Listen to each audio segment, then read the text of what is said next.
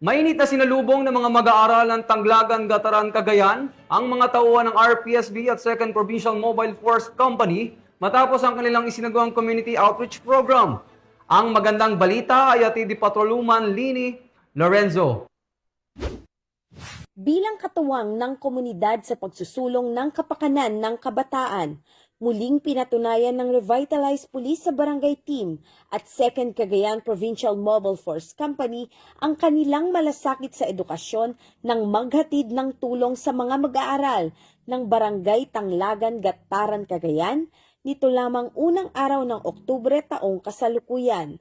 Sa kanilang maikling pananatili ng mahigit 2 buwan, agad na natukoy ng RPSB team ang isa sa mga pangunahing suliranin ng barangay, ang sira at lumang bubong ng daycare center na nagsisilbing hadlang sa tuloy-tuloy na pag-aaral ng mga bata lalo na kapag umuulan.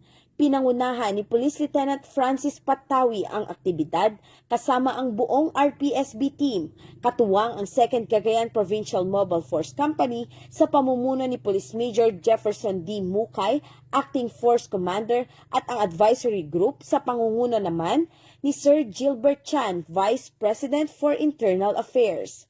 Sa kanilang pagbisita, personal nilang iniabot ang mga school supplies para sa 36 na mga mag-aaral, isang wall fan at isang 32-inch smart LED TV na magagamit ng guro at mag-aaral upang higit pang mapabuti ang kalidad ng pagkatuto sa loob ng silid-aralan. Ang nasabing aktibidad ay bahagi ng Adapt a School project ng RPSB na naglalayong hindi lamang maghatid ng paunang suporta kundi magsilbing simula ng mas matibay na ugnayan para sa ikabubuti ng edukasyon sa komunidad.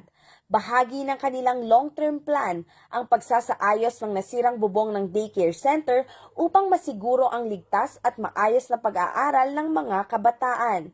Sa kasalukuyan, isinasagawa na ang koordinasyon ng RPSB team sa mga ahensya at pribadong sektor upang maisakatuparan ang proyektong ito sa lalong madaling panahon.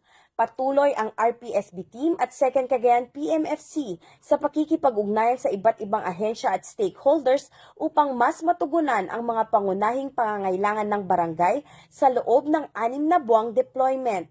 Ang kanilang pagkilos ay patunay ng serbisyong mula sa puso para sa kabataan at kinabukasan ng bayan. Mula dito sa Lambak ng Cagayan, ako ang inyong PNN correspondent, Patrolwoman Leni Lorenzo. Alagad ng batas, tagataguyod ng Balitang Pulis.